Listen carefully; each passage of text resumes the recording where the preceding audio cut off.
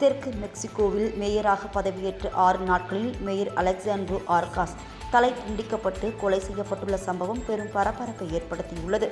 தென்மேற்கு மெக்சிகோவில் உள்ள குவேரா மாகாணத்தில் சுமார் 2,80,000 பேர் வசிக்கும் சில்பான் சிங்கோ நகரின் மேயர் தேர்தல் சமீபத்தில் நடைபெற்றது. அதில் அலெக்சாண்ட்ரோ ஆர்காஸ் என்பவர் வெற்றி பெற்று மேயராக பதவியேற்றார். நிலையில் மேயராக பதவியேற்ற 6 நாட்களில் அலெக்சாண்ட்ரோ ஆர்காஸ் படுகொலை செய்யப்பட்டுள்ளார். அலெக்சாண்ட்ரோ ஆர்காஸ் கொலைக்கு மெக்சிகோ குடியரசுத் தலைவர் கிளாடியா ஷின்பாம் கண்டனம் தெரிவித்துள்ளார்.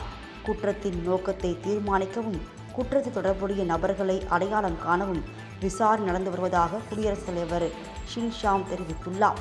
குவேரா மாகாணத்தில் சமீப காலமாக வன்முறை சம்பவங்கள் தொடர்ந்து அதிகரித்து வருவதாக கூறப்படுகிறது.